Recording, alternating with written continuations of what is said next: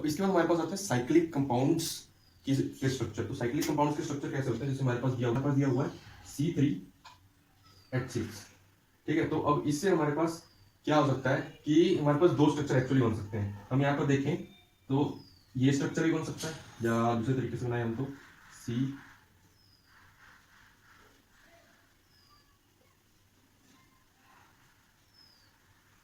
ऐसे, या हमारे पास ये ऐसे बन सकता है। इसमें भी देखें तो हमारे पास यही आएगा, देखो 3 कार्बन और 6 हाइड्रोजन।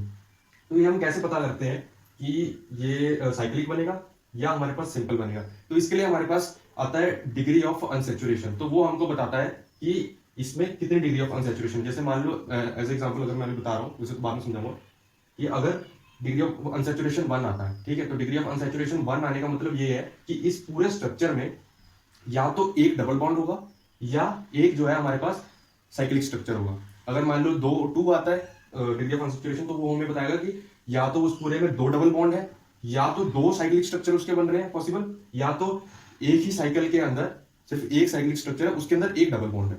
तो उसको हम आगे करेंगे। अभी हम देखते हैं एक और टाइप का स्ट्रक्चर। ये तो 2D है हमारे पास, ठीक है। इसके बाद हमारे पास आता है एक 3D स्ट्रक्चर। तो पहले हम वो देखते हैं।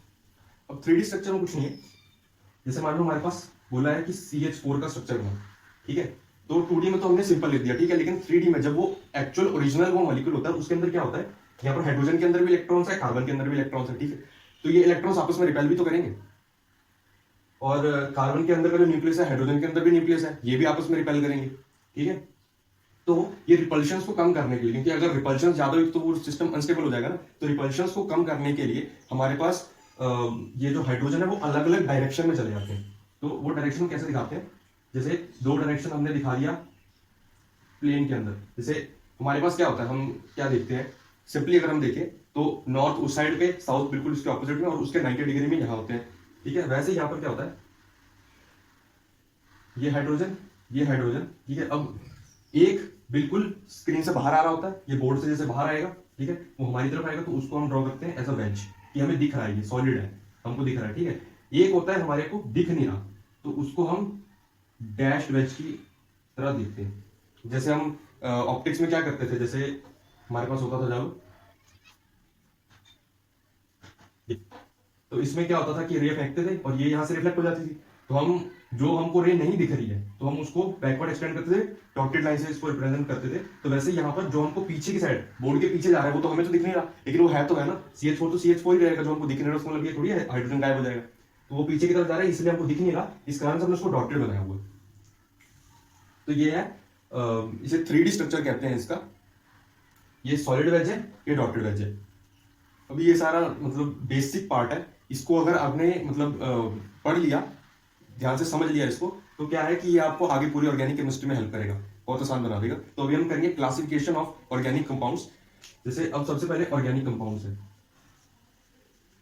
ठीक है। ऑर्गेनिक कंपाउंड्स 2 टाइप्स के होते हैं, जैसे मैंने आपको बताया वो डिग्री ऑफ अनसैचुरेशन में, कि एक सिंपल है फिर एक साइक्लिक है। तो वही है, सबसे पहले हमारे पास ए साइक्लिक, सिंपल, ठीक है, और फिर आते हैं हमारे पास साइक्लिक, ठीक है। अब साइक्लिक में क्या होता है, साइक्लिक में जैसे मैंने आपको बताया कि कार्बन, हाइड्रोजन, ऑक्सीजन, नाइट्रोजन, ये 4 मिलकर हमारे पास मेनली ऑर्गेनिक कंपाउंड्स बनाते हैं, ठीक है।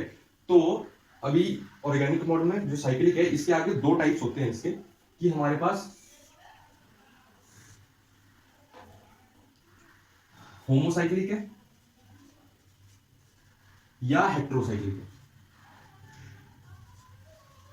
जो बेसिक हमारे पास स्ट्रक्चर होता है, जो बेसिक ऑर्गेनिक कंपाउंड्स होते हैं, वो कार्बन और हाइड्रोजन से बनते हैं, ठीक है। तो जो साइक्लिक कंपाउंड होगा, अगर उसमें सिर्फ कार्बन और हाइड्रोजन है, तो उसे हम कहेंगे होमोसाइक्लिक कंपाउंड, कि उसमें सिर्फ हमारे पास कार्बन ही रिंग के अंदर आ रहा है। मतलब ऐसे होता है ना, जैसे मान लो ये है स्ट्रक्चर, ठीक है, तो इसके अंदर सिर्फ कार्बन है इस रिंग के अंदर, ठीक है, और हाइड्रोजन बाहर आते हैं हमेशा ही, हाइड्रोजन रिंग के अंदर नहीं आता कभी, ठीक है। और हेट्रोसाइक्लिक में क्या होता है कि इस रिंग के अंदर कोई और आ जाता है। जैसे मान लो क्या होता है, ये है स्ट्रक्चर, ये ऑक्सीजन आ गया इनके अंदर, ठीक है। जब ये ऑक्सीजन आ जाता है तो इसे कहते हैं हम हेट्रोसाइक्लिक रिंग, क्योंकि ये साइकिल के अंदर एक दूसरा कार्बन के अलावा एक और एलिमेंट आ गया होगा। तो जैसे होमोजीनस मिक्सचर, हेट्रोजीनस मिक्सचर होता था ना, वैसे ये होमोसाइक्लिक है, इसके अंदर सिर्फ कार्बन ही है, ठीक है, एक जैसा है, और इसके अंदर एक एक्स्ट्रा ऑक्सीजन आ गया हुआ है जो कार्बन से मिलता नहीं है, ठीक है। अब होमोसाइक्लिक के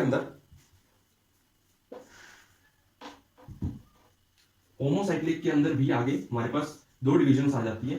डिविजन्स कैसी, एक होता है अलीसाइक्लिक, ये फिर से होमोसाइक्लिक का सिंपल है, ठीक है, जैसे मैंने बनाया था ना, ये ऐसा स्ट्रक्चर, ठीक है। फिर आता है हमारे पास एरोमेटिक।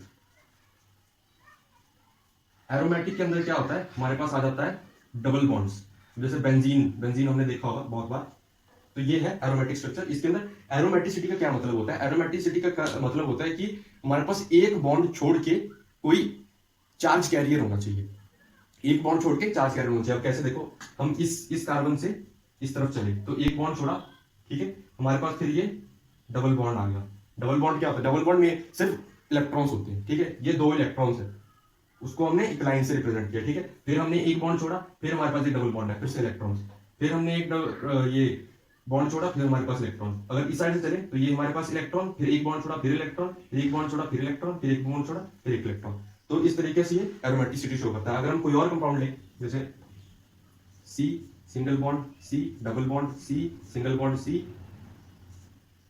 फिर डबल बॉन्ड C, तो यहां पर भी देखो single bond, double bond, single bond, double bond, इस तरीके से ये होता है। अब जो पूरी केमिस्ट्री है, पूरी केमिस्ट्री के अंदर ना ये एरोमेटिक कंपाउंड्स होते हैं ना, ये एक प्रॉपर्टी शो करते हैं, रेजोनेंस।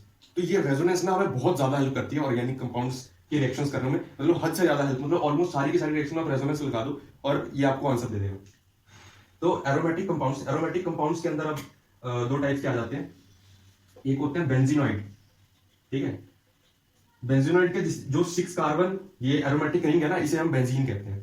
तो इसके जैसे जो कंपाउंड्स होंगे वो बेंजीनॉइड होंगे। अगर इससे अलग कोई कंपाउंड बन जाता है, ठीक है, अगर मान लो कि जैसे मान लो कोई हमारे पास आ गया ये स्ट्रक्चर, जिसके अंदर हमारे पास है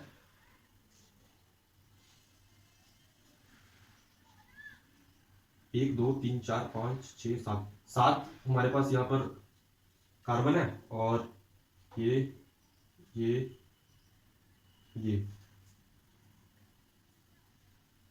तो जैसे हमारे पास ये स्ट्रक्चर है, इसके अंदर 7 कार्बन है, ठीक है। तो ये भी एरोमेटिक तो है, ये देखो, double bond, single bond, double bond, single bond, double bond, single bond, double bond, फिर सिंगल बॉन्ड। तो ये एरोमेटिक तो है, लेकिन इसके अंदर 7 कार्बन है, ठीक है। ये बेंजीन जैसा नहीं है, बेंजीन के अंदर 6 होते हैं, इसके अंदर 7 है। तो इस कारण से हम इसको अलग कैटेगराइज करते हैं, नॉन बेंजीनॉइड। क्यों अब अलग कैटेगराइज क्यों करना पड़ा, क्योंकि जो बेंजीन है इसके अंदर 6 कार्बन होते हैं, ठीक है। और हमारे पास एक मेथड होता है एंगल स्ट्रेन, मतलब एक ये होता है, एक प्रॉपर्टी होती है एंगल स्ट्रेन, ठीक है। तो जो 6 कार्बन रिंग होती है ना, उसका जो एंगल स्ट्रेन होता है सबसे कम होता है, इस कारण से वो सबसे ज्यादा स्टेबल होती है। इस कारण से हमको उन दोनों को एक अलग अलग क्लासिफाई करना पड़ा कि एक स्टेबल है, एक अनस्टेबल है।